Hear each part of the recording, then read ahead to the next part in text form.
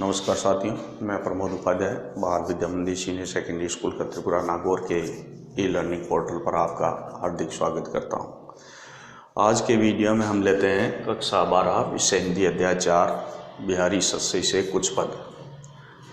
बिहारी जी ने भक्ति, नीति और श्रृंगार के दो को यहाँ पर लिखा है। तो पिछले वीडियो में मैंने इसके 4 दोहे बताए थे। आज अपन तीन जो दोहे हैं उनके बारे में चर्चा करेंगे। तो बिहारी जी क्या कहते हैं पहले दोहे में, या अनुरागी चित्त की गति समझे नहीं कोई, ज्यों ज्यों बूढ़े श्याम रंग त्यों त्यों उज्ज्वल होए। इस दोहे के अंदर बिहारी जी ये बताना चाहते हैं कि वह अपनी अनन्य भक्ति भावनाओं की ओर संकेत करते हुए कृष्ण उपासना पर बल देते हैं कि कृष्ण की भक्ति करनी चाहिए। कि यह अनुराग चित्त की गति समझे कोई नहीं कोई, कि अनुरागपूर्ण जो हृदय की गति है उसको कोई नहीं समझ पाता है। जो भक्ति की जो हृदय में जो भक्ति की भावना रहती है उसको कोई नहीं समझ पाता है। तो वो बात कही गई है कि ज्यों ज्यों बूढ़े श्याम रंग, यानी जैसे जैसे श्री कृष्ण की भक्ति करते हैं त्यों त्यों उज्ज्वल होए, यानी वैसे वैसे वह पवित्र, उसका मन जो है वो पवित्र हो जाता है। जैसे जैसे हम कृष्ण की भक्ति करते हैं या शाम कृष्ण के प्रेम में समा जाते हैं, वैसे वैसे उनका मन जो है पवित्र हो जाता है। तो इस प्रकार से ये बात बताई गई है कि जिस प्रकार कोई वस्तु काले रंग में डाली जाती है तो वो वस्तु काली हो जाती है, लेकिन यहाँ पर जो है कृष्ण के प्रेम, भक्ति प्रेम में डूबने पर वो उज्जवल हो जाता है। ये अनुराग की एक विचित्र बात है, ये इसकी विशेषता है। यानी जो बूढ़े बूढ़े श्याम रंग त्यों त्यों उज्जवल होए, यानी ज्यों ज्यों बूढ़े श्याम रंग त्यों त्यों उज्जवल होए, यानी जिस प्रकार कृष्ण की भक्ति में कोई लीन हो जाता है और कृष्ण भक्ति करता रहता है या कृष्ण भक्ति के प्रेम में, अनुराग प्रेम में डूब जाता है, वैसे वैसे उसका मन है वो उज्जवल होता चला जाता है, यानी उसका मन है वो पवित्र होता चला जाता है। दूसरे दोहे में बताया कि भजन कहो ताते बजियो बजियो ना एको बार, दूर भजन जाते बजियो सो तू बजियो गंवार। इस दोहे के अंदर बिहारी जी क्या बताना चाहते हैं? बिहारी जी ये कहना चाहते हैं कि मैंने अपने मन को समझाते हुए कहा कि तुम मोह माया जाल से दूर रहना चाहिए। अपने मन को समझाते हुए कह रहे हैं तो भजन कहो ताते बजियो बजो ना एक बार। कवि ने अपने मन को संबोधित करते हुए कहा है इसमें कि भाई आप जो है मन है वो मैंने आपको जिसकी उपासना करने के लिए कहा, यानी कृष्ण भक्ति की उपासना करने के लिए कहा, लेकिन उससे तुम दूर भागते रहे और तुमने कृष्ण भक्ति नहीं की और उससे दूर भागते रहे। जिस वस्तु से मैंने दूर रहने के लिए कहा उसको आपने सेवन किया, तो हे मेरे मन, अज्ञानी मन, तुम इस संसार के मोह माया जाल में क्यों फंसते जा रहे हो। दूर भजन जाते बजियो सो तू बजियो गंवार, यानी जिस वस्तु को मैंने सेवन करने से मना किया उसी का तुमने सेवन किया।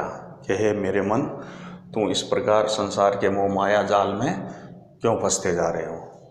यानी कृष्ण कहने का मतलब यह है बिहारी जी का कि ये कृष्ण भक्ति ही करनी चाहिए, संसार के मोह माया जाल से दूर रहना चाहिए।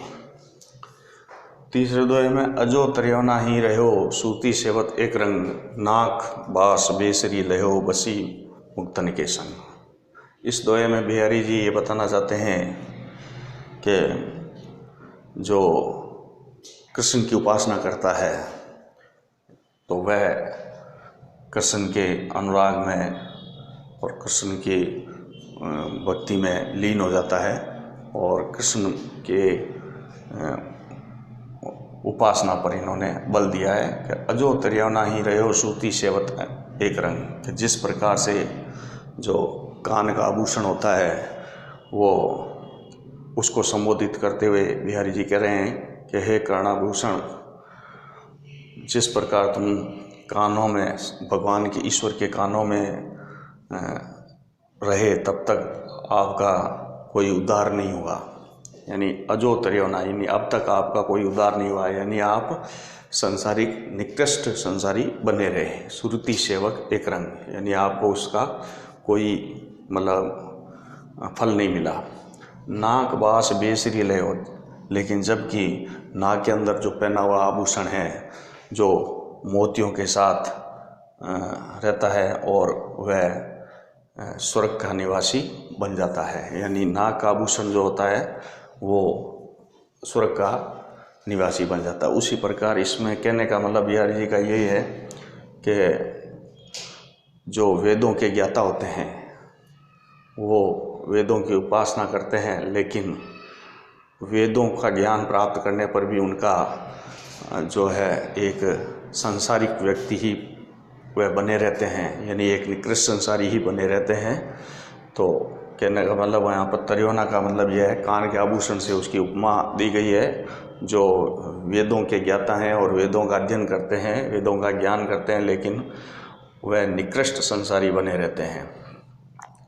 लेकिन जो भक्ति करते हैं, भक्ति भावना से प्रेरित होते हैं, वो उनको किसकी उपाधि है? नागबाज की, यानी नाग के आभूषण के समान होते हैं और वह भक्ति भावनाओं में लीन होकर और भक्तिपूर्ण मन को बनाकर और हमेशा वह स्वर्ग के निवासी बन जाते हैं। तो इस प्रकार से बिहारी जी ने ये दोहों के माध्यम से हमें ये भक्ति के दोहे हैं 5, 6 और 7 जो हैं वो भक्ति के दोहे हैं। तो कृष्ण के उपासना पर बल दिया है। तो इनको आप नोटबुक में नोट कर लेंगे। इसके थोड़े कठिन शब्द हैं, उनको मैं बता देता हूँ। अनुरागी यानी अनुरागपूर्ण हृदय की गति, यानी जो कृष्ण भक्ति में या भक्ति भावना जिसकी होती है उसको अनुरागी मन की गति कहा जाता है। ठीक है, गति समझे ना कोई, यानी उस अनुरागपूर्ण गति को, हृदय की गति को कोई नहीं समझ पाता है। ज्यों ज्यों बूढ़े श्याम रंग, यहाँ पर ज्यों ज्यों बूढ़े श्याम रंग का मतलब है एक तो कोई वस्तु होती है उसको काले रंग में डुबो देते हैं तो वो काली बनी रहती है, लेकिन यहाँ पर जो ज्यों ज्यों बूढ़े श्याम रंग यानी कृष्ण भक्ति में जो लीन हो जाता है या कृष्ण भक्ति करता है या कृष्ण के प्रेम में डूब जाता है कि रंग उसी रंग में मिल जाता है तो त्यों जो लोहे, तो उसी प्रकार वह क्या हो जाता है? पवित्र हो जाता है। ये एक विचित्र बात है। यहाँ पर अनुराग जो होता है, यहाँ पर अनुरागपूर्ण जो चित्त की गति है वो एक अलग प्रकार की एक विशेषता इसमें बताई गई है। भजन कहो यानी जिसको मैंने अपने अज्ञानी मन को कहा कि भाई भजन करो, लेकिन जिस भगवान का मैंने भजन करने के लिए कहा उससे तुम दूर रहे, तात्या भजियो, यानी उससे भजियो ना एक बार, यानी उसके बारे में, उस भजन के बारे में तुमने एक बार भी नहीं सोचा। दूर भजन जाते भजियो, और जिस वस्तु का से मैंने दूर रहने के लिए कहा उस वस्तु को आपने उसका सेवन किया, सो तुम भजियो गंवार। ठीक है, तरियो ना यानी कान का आभूषण है, और सूती सेवक एंग, सुरती का मतलब है स्वर्ग का निवासी बन जाता है। नागबास यानी नाग का आभूषण, बेसरी जो नाग का आभूषण होता है उसको बेसरी कहा जाता है। मुक्तन के संग, यानी मुक्तन का मतलब है मोतियों के संग या तपस्वियों के संग, जो तपस्वियों के साथ रहता है, तपस्वियों के साथ भक्ति करता है, वह हमेशा स्वर्ग का निवासी माना जाता है। तो इस प्रकार ये बिहारी जी ने इन दोहों के माध्यम से श्री कृष्ण के उपासना पर बल दिया है। तो आज की वीडियो में इतना ही। अगले वीडियो में मैं आपको इससे अगले दोहे लेकर आऊँगा। तब तक के लिए धन्यवाद।